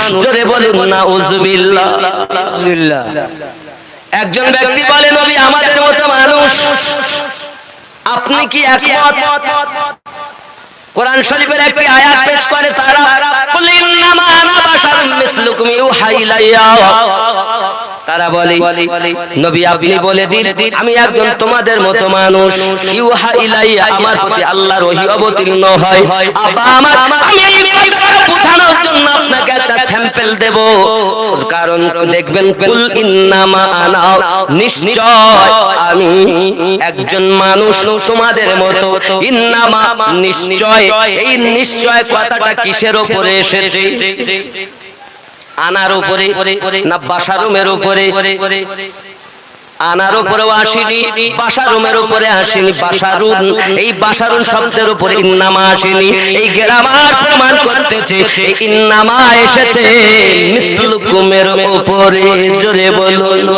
ইন্নামা মানে নিশ্চয় ইন্নামা নিশ্চয় তাহলে নিশ্চয় এটা তাগিদ করেছে কিসের উপরে আনা মানে আমি বাশারুন একজন মানুষ মিসলুকুম উপমা মতো তাহলে মিসলুকুমের উপরে যখন ইন্নামা এসেছে এ গাধা বলবি তুই কেমন করে বললি নবী আমাদের মতো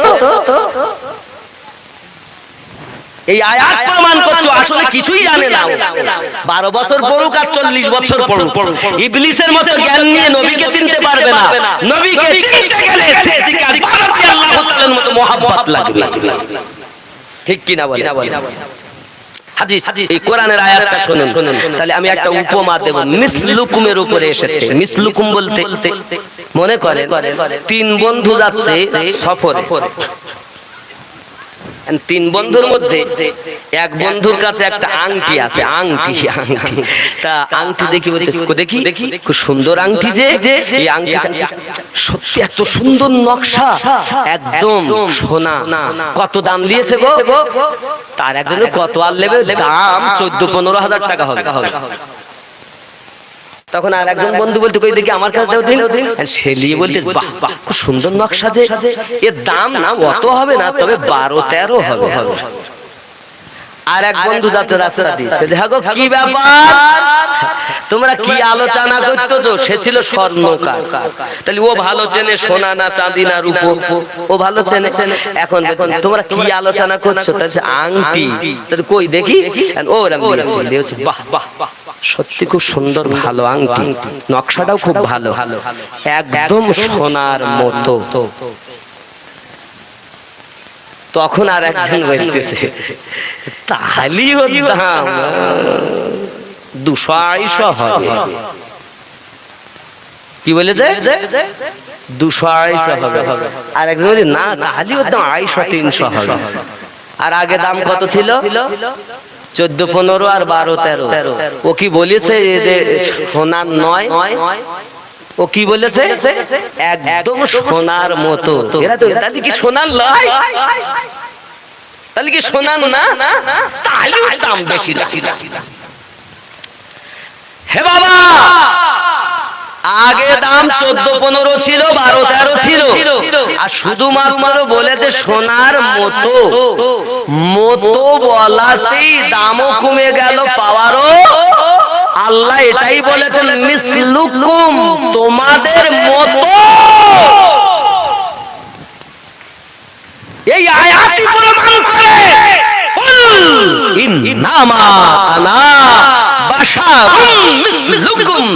আল্লাহ পাক বলেন নিশ্চয় তোমাদের মতো।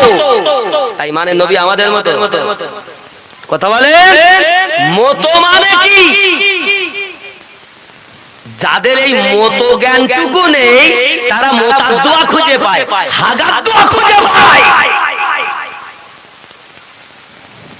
আর যাদের সবকিছু আছে ওরা পেশাবের দোয়াও খুঁজে পায়, পায়খানাও পায়, আবার আমার নবী যে আমাদের মতো নয় এটাও খুঁজে পায়। তারাই হলো জান্নাতি দল। জোরে বলে, যাকে তাকে নামাজ দেখে ভুলো না, তাসবিহ তাহলিল দেখে ভুলো না, মোহাব্বত দেখে ভুলবে। কারণ আমরা এটাই শিখেছি। চিৎকার মেরে বলেন সুবহানাল্লাহ, সুবহানাল্লাহ। এখন তবে রাদিয়াল্লাহু তাআলা নূর ভাই কথা কি বোঝা গেল? আমার অনেকের ভালো লাগবে না বলো, কারণ ওদের হুজুরের বিপক্ষে যাচ্ছে তো।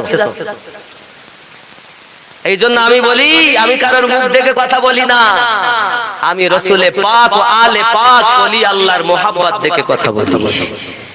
আরো জোরে কর। হযরত জাবের রাদিয়াল্লাহু তাআলা রান্না চলছে, আমার নবী নবী গেছেন। আমার আল্লাহ পাক আল্লাহ তাআলা কত না দয়া, কত না মেহেরবানি, সবাই খানা খায়। আমার নবী পাক বলছেন জাবের তোমার বাটা দুটি কই? জোরে কর। আরে তুমি পীর চেনো না, তুমি মুর্শিদ চেনো না, তুমি নবী চেনো না, তুমি তো নিজেকেও চিনলে না। দলিলে পাওয়া যায় মান আরাফা নাফসাহু ফাকাদ আরাফা রাব্বাহু, যে নিজেকে চিনেছে সে তো আল্লাহ চিনে নিয়েছে। হে বাবা, তুমি আমার পীরকে চেনো না বাবা। বাবা আমার নবী পাক বলছেন যাবে তোমার বাচ্চা দুটি কই? মানে আমার নবীর কাছে আগে থেকে খবর আছে, অদৃশ্যের খবর আছে, অদৃশ্যের খবর আছে, জাবেরের বেটা দুটো নাই। আল্লাহ বলেন হাবিব জাবেরের বাচ্চা না নিয়ে যেন খাইও না। জোরে বলুন না সুবহানাল্লাহ। আপনি আমার পীর চিনছেন না বাবা? এই সোনামানি আমার মাসিকুল নবী রাহমাতুল্লাহ আলাইহি পৃথিবীর জমিনে যখন আপনার এই হেঙ্গলগঞ্জ এখান থেকে নৌকা চলতো বাবা, হুজুর ওখান থেকে আসতেছে, এমনি সময়তে আপনার হেঙ্গলগঞ্জ পার হয়ে ঘাট পার হয়ে উনি আপনার একটা পাত্র নিয়ে বললেন তোমরা অপেক্ষা করো আমি আসতেছি। কোথায় গেল? বার্মার দেশে যুদ্ধ হয়, যুদ্ধ হয়। হঠাৎ বার্মার লোক বলে আমাদের প্রতি যখন বোম পড়তেছে আমরা দেখতেছি কোথা থেকে যেন একটা হাত এসে আমাদের ওই বোমগুলো আমাদের গ্রামে আমাদের গায়ে পড়তে দেয় না, ওই বোমগুলো লায়া দরিয়ায় ফেলে ফেলে দেয়। আওয়াজ আসছে কার হাত জানি? আরে হাতটা যেন চেনা শোনা হাত লাগে। বাবা আমার ভাষে দেখা যায় একটা চেহারা অনুমান করা যায় এটা অন্য কারো হাত নয়, আপন মুর্শিদ আব্দুল আজিজ নকশবন্দি রহমাতুল্লাহ আলাইহির হাত। আমি বুঝাতে চাইলে বাবা আমার আব্দুল আজিজ নকশবন্দি রহমাতুল্লাহ আলাইহি আপনার কিনা অল্প সময়ের মধ্যে পৃথিবীর জমিনে হেঙ্গলগঞ্জ থেকে বার্মার দেশে যাইয়া আপন ভক্তদের বাঁচিয়ে নিয়েছে।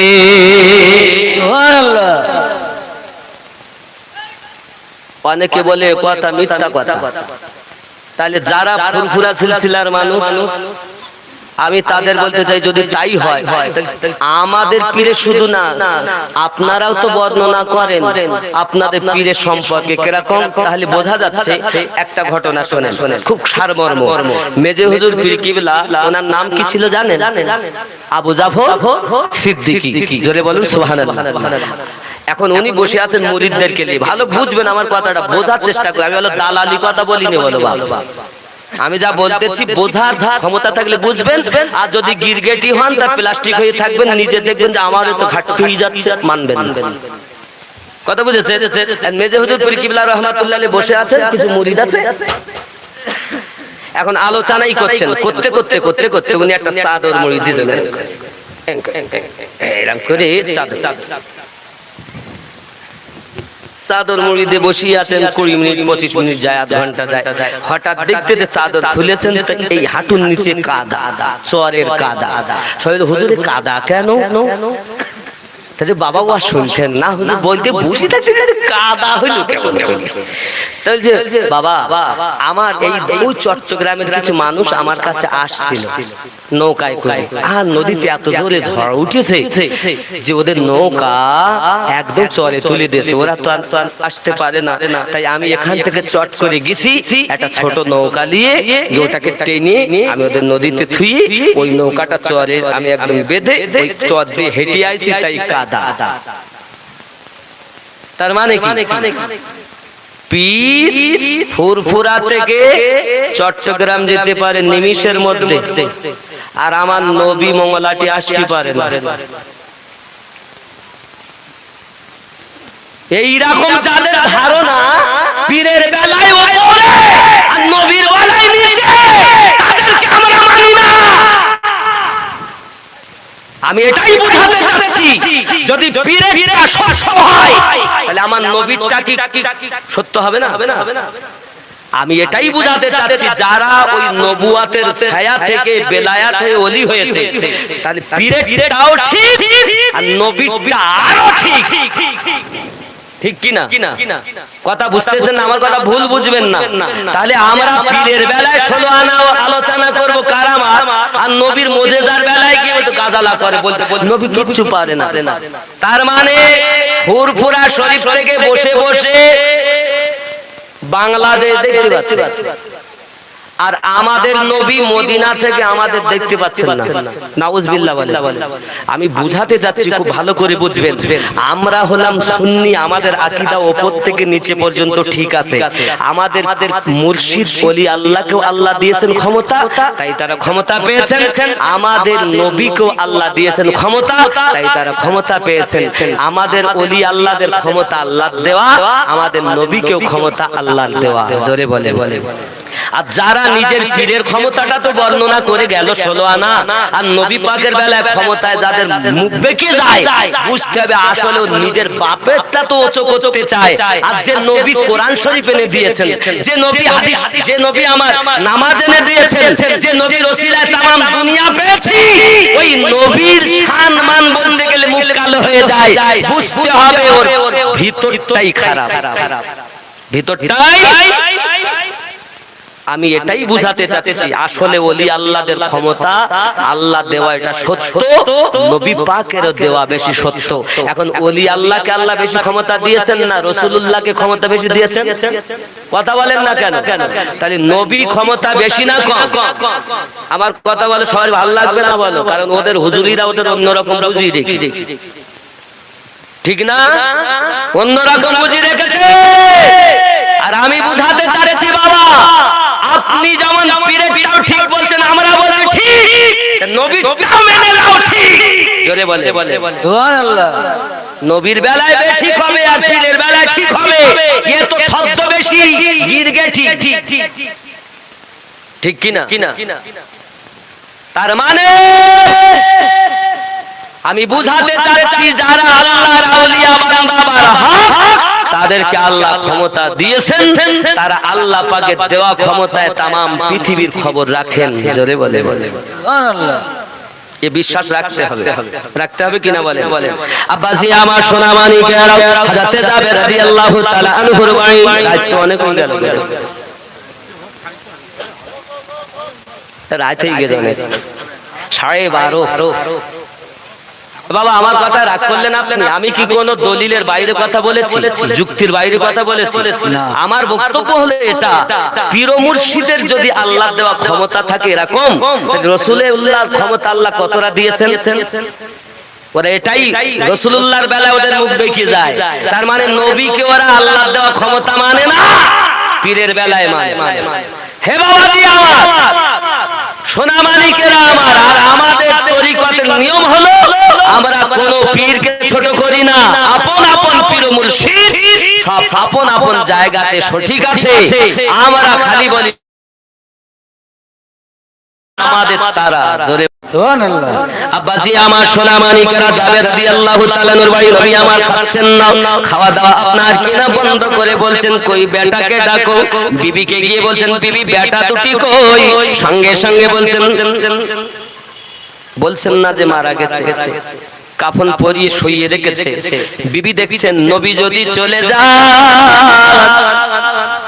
হে যুবকেরা আমার, এমন সময়তে আপনার কিছু না বলে আপনার বলছেন বলেন নবীজি কি আমার বাচ্চা দুটো ঘুমিয়ে গেছে।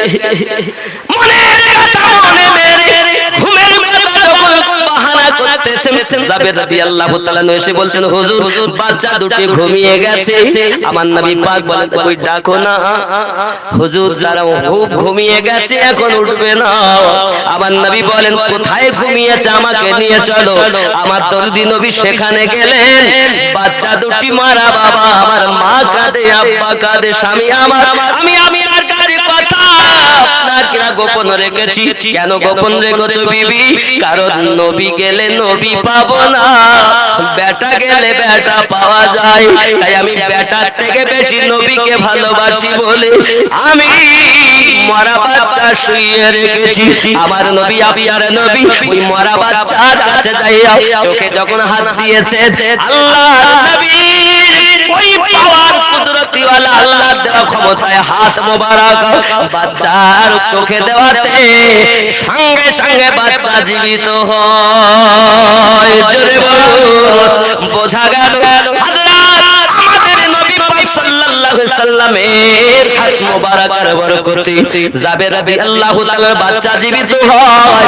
আর ওই নবী পাকের আশিক গাউসে জামান আলাইহি রহমানের দোয়া বাচ্চার গায়ে হাত দিলে ওই বাচ্চা আল্লাহর কুদরতে জীবিত হয়। সুবহানাল্লাহ। বোঝা গেছে না? মুজিজাকে বুঝতে হবে, কারামাতকে বুঝতে হবে। একদম বাবাজি আমার ওয়াহারি রাহমাতুল্লাহ আলাইহি যার ফাতিহা করছে, ওনার জীবনে আমি বেশি কইব না কারণ তত অর্ডার নাই, তবে ওনার ফাতিহা আমার ওয়াহারি রাহমাতুল্লাহ আলাইহি গেছেন।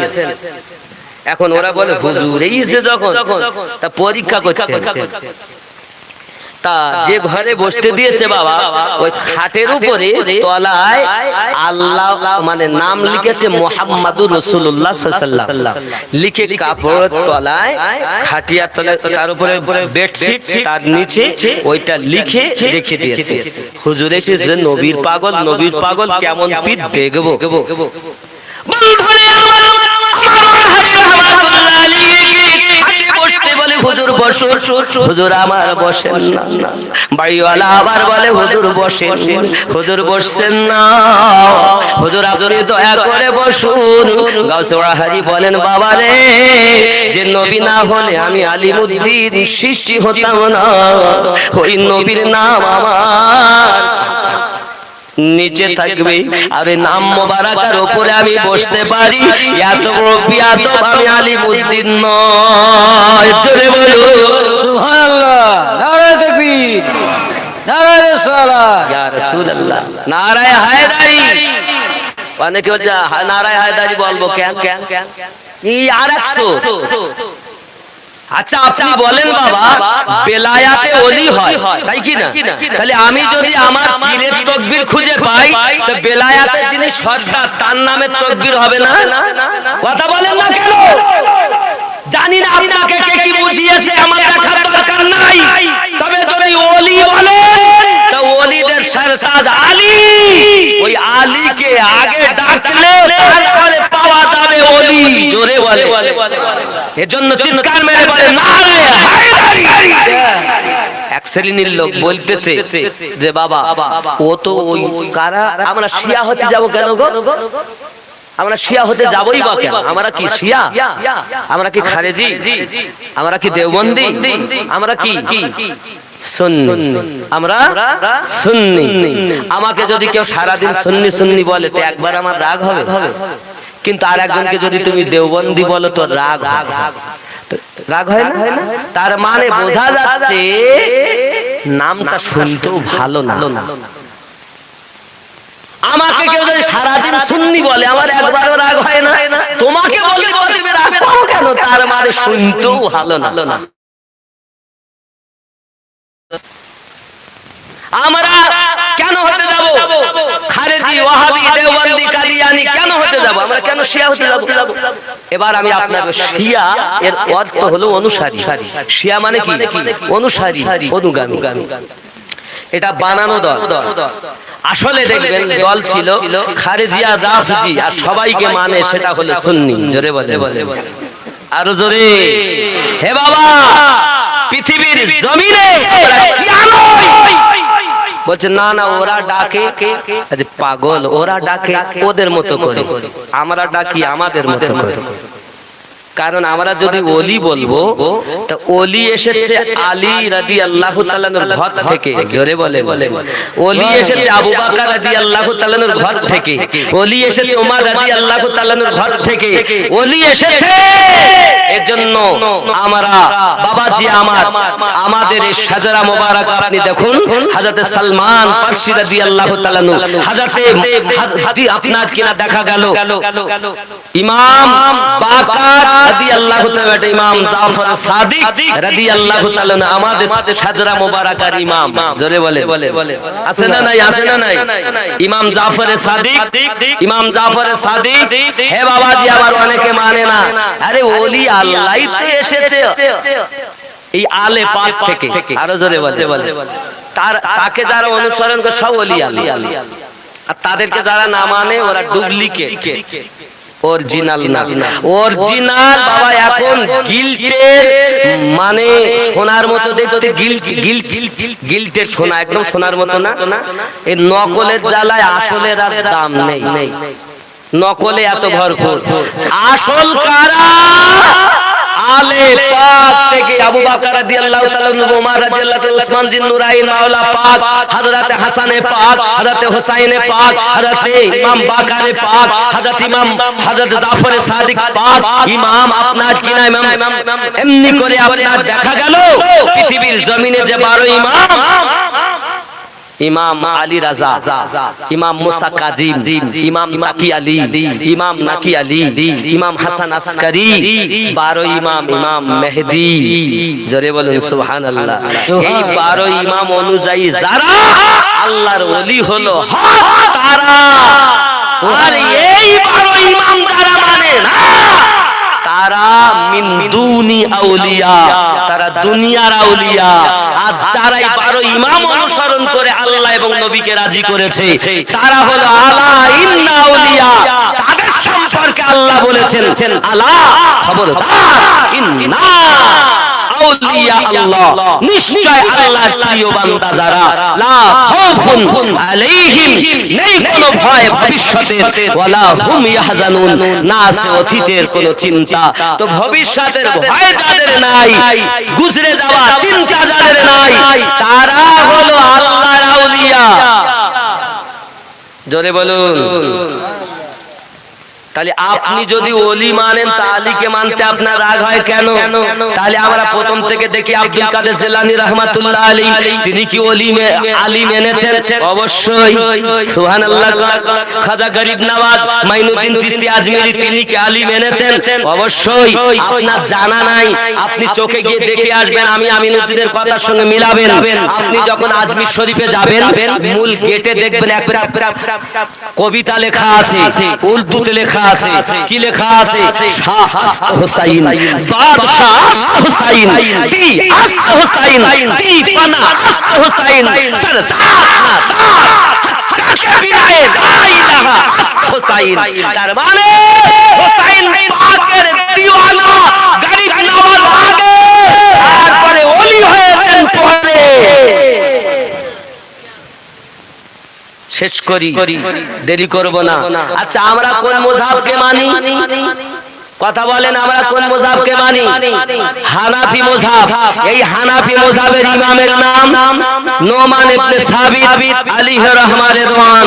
হযরত নোমান ইবনে সাবিত বলেন, আমি 2টি বছর ইমাম জয়নুল আবেদিনের বেটা ইমাম আপনার ইমাম বাকার রাদিয়াল্লাহু তাআলা আনহু, আর একটি বেটা ইমাম জাফর সাদিক রাদিয়াল্লাহু তাআলা আনহু, এই দুইজনার যদি আমি 2 বছর গোলামি না করতে পারতাম, তো জগতে আমাকে কেউ ইমাম বলে চিনতে পারতো না। আমি নোমান বিন সাবিত ধ্বংস হয়ে যেতাম। আমি শ্রেষ্ঠ ইমাম হয়েছি এই 2 ইমামের বরকতে। আপনি হানাফি বলছেন? হানাফি, হানাফি তারাই আলে পাককে মানে যারা। জোরে বলে। আমি কারোর মুখ দেখে কথা কই না। তোমার ভালো না লাগে দেখো না, যদি মনে করো ভালো নাই তাহলে বসো বাবা, আমার ভুল হতেই পারে, তুমি যদি সঠিক করে দাও তোমাকে ওস্তাদ মেনে নেব। আমাদেরকে ছদ্মবেশী করে উল্টা শেখানো হচ্ছে। তাহলে আমিনুদ্দিন আসতেছে, তাই বলছে নারায়ে তাকবীর, নারায়ে রিসালাত। আবার জিয়াউল মুস্তাফা আমাদের ভাই মাওলানা জিয়াউর রহমান সাহেব জিন্দাবাদ। আমার নামে তাকবীর খুঁজে পেয়েছে, আর যে ওলিদের সম্রাট তার নামে তাকবীর পাইনি। তার মানে এটা হিংসা না? কথা বলেন। কি পাগলেরা! আলী আমাদের, হাসান আমাদের, তামাম ওলি আল্লাহ সব আমাদের। যারা হক আমরা তাদের তাবেদার। যতদিন বাঁচবো ছেড়ে যাব না আল্লাহর ওলিদের দরবার। জোরে বলে আমিন। আরো জোরে বলুন আল্লাহুম্মা আমিন। ভালো লাগবে না বাবা? আব্বাজি আমার সোনামানি বাচ্চা দুটি জীবিত হয়ে গেল। হে সোনামানিকেরা আমার, আমার নবী দো জাহান সাল্লাল্লাহু আলাইহি সাল্লামের মহব্বত ও ভালোবাসা রাখুন। চলুন না আমি একটা করে আরো একটু ছোটখানি এক্সাম্পল আপনাদের কাছে ঘটনা তুলে ধরবো। ও আমার মৌলাটি গ্রামের মা খালা, শুনে নিন, রাতের বেলা আমাদের ভিতরে নামাজ নাই, আমাদের ভিতরে রোজা নাই। যুবক সোনামানিক আমার, মনে করুন না কেন এত বাবা মেলা লেগেছে, মেলা লাগানো ভালো। সবে বারাতের রাত বাবা আমার কোরআন তেলাওয়াত করুন, জিকির আজকার করুন, বস্ত্রহীনকে বস্ত্র দেন, সব কিছু করা জায়েজ আছে। তবে পটকা ফুটানো মানে আপনাকে অনেকে দেখবেন বাজি ফুটায়, বাজি ফুটানো, মোমবাতি এমনি করে জ্বালানো, বাবা প্রয়োজনের বেশি গোরস্থানে আলোক সজ্জা করা, এগুলো থেকে আপনি বর্জন করবেন বাবা। এই মেলা লাগানোটাও জায়েজ নাই। মিলাদ করা ভালো, ওয়াজ নসিহত করা ভালো, কোরআন তেলাওয়াত করা ভালো, কিন্তু এই সবে বারাতের নামে আব্বা